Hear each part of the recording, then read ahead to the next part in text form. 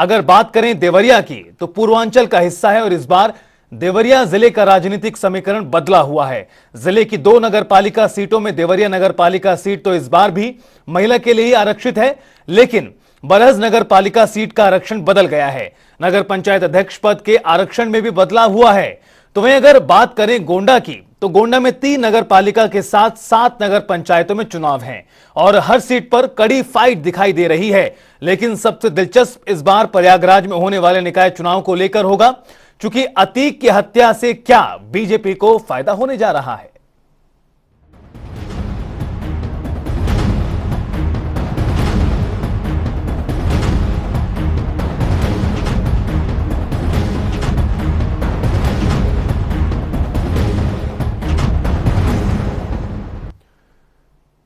और चलिए निकाय चुनाव को लेकर देवरिया की जनता का क्या कहना है, आइए आपको दिखाते हैं। नगर पंचायत में है और आइए जानते हैं यहाँ के लोग ये किस तरीके के प्रत्याशियों का चुनाव करेंगे और क्या इनके मुख्य दावे हैं और क्या किस बेस पे और किस आधार पे ये वोट प्रत्याशियों को देंगे। जी, सबसे पहले बताएंगे किस वार्ड के रहने वाले, कहाँ के रहने वाले हैं और कैसे प्रत्याशियों का चुनाव करेंगे आप। जो विकास करे, सड़क, नाली, बिजली, पानी की व्यवस्था का समुचित प्रबंध कर सके, वैसा प्रत्याशी चाहिए। इसके पहले में पूर्व में जो भी रहे हैं अध्यक्ष, उसे कैसा विकास हुआ है, किस तरीके का विकास हुआ है, क्या कमियां रह गई? विकास तो दिख ही रहा है, कहीं कोई विकास नहीं है। भाजपा ने फिर उस पर प्रत्याशी पर दाव लगाया है और फिर ऐसे प्रत्याशियों को बार बार आने में विकास कार्य देखकर ही तो किया गया होगा।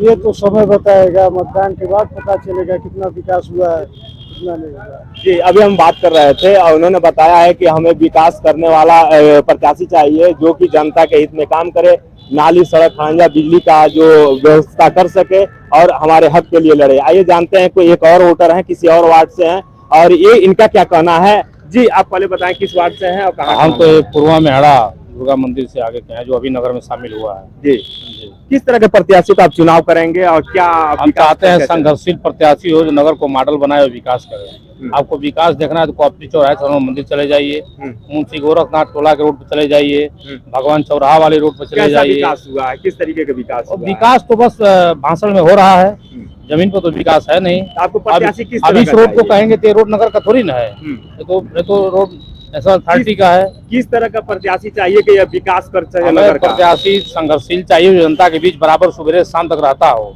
एसी में रहने वाला प्रत्याशी नहीं चाहिए। जी, आइए जानते हैं कुछ और यहाँ पे वोटर हैं और इनका क्या राय है और कैसे वो यह प्रत्याशियों का चुनाव करेंगे। जी, पहले आप नाम बताएंगे किस? हमारा नाम जयप्रकाश नारायण। जी, कहाँ के रहने वाले हैं? हनुमान मंदिर का। जी, कैसे प्रत्याशियों का आप चुनाव करेंगे? प्रत्याशी वही जो कहे हैं, जिस सड़कों को गिनाए हैं सड़क से ही देख करके लग जाएगा कि यहाँ कितना विकास कैसे हुआ है। प्रत्याशियों का अब चुनाव करना चाहेंगे? चुनाव नजदीक आ गया है, चुनाव गर्मियां तेज हो गई हैं। चुनाव तो हमेशा जनता बढ़िया ही प्रत्याशी को चुनाव करती है, जी। लेकिन जब वो प्रत्याशी जीत करके और कोई काम न करे तो उसके लिए जनता तो उनकी वोटर इसके जिम्मेदार कौन है? इसके जिम्मेदार कौन? जिम्मेदार तो वोटरे हैं, लेकिन वोटर की भी जनता तो लगते हैं, अब करे ना नहीं कर रहे हैं तो उसके लिए जनता तो उनकी भाई।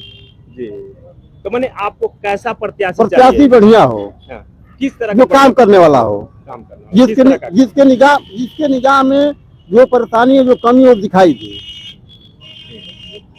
आपको नाली, खड़ंजा, बिजली, नाली, खड़ंजा वो भी काम हो। हाँ। जो एक जनता के हित के लिए हो, वो उसके दिमाग में दिखाई दे। जी, आइए एक और यहाँ पे क्या नाम है वोटर हैं और इनसे बात करते हैं कि किस तरह के प्रत्याशियों का चुनाव करेंगे।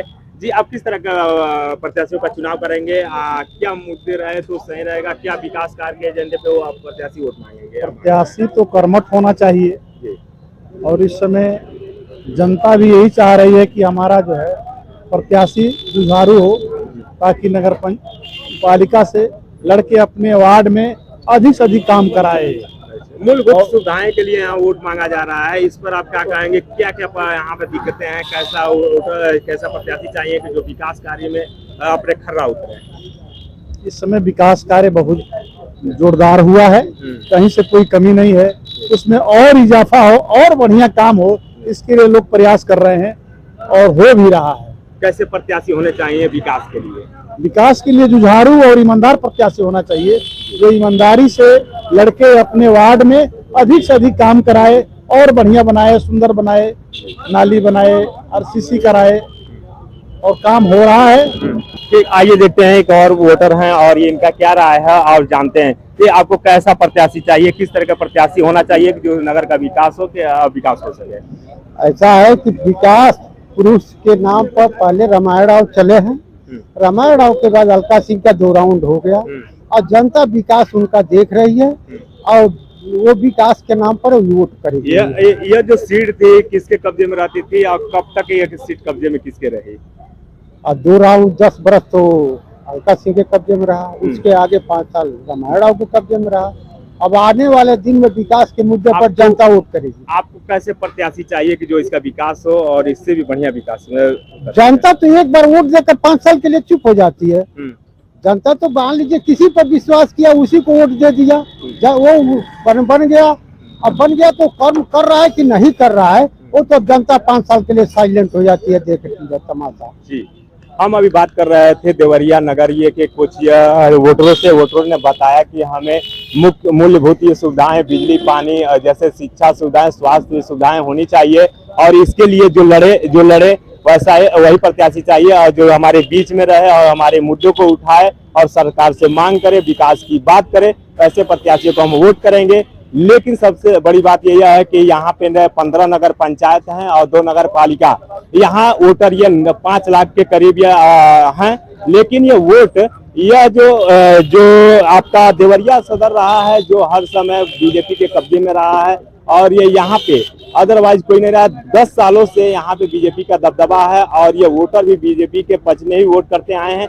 लेकिन इस समय वोटरों का मन विचलित हुआ है। उनका कहना यह है कि जो हमारे मूलभूत सुविधाओं पे जो बात करेगा मैं उसको वोट करूंगा। देवरिया से लाल बाबू, जनता टीवी के लिए। तो देवरिया की जनता का क्या कुछ कहना है शहर की सरकार को लेकर, वो आपने सुना।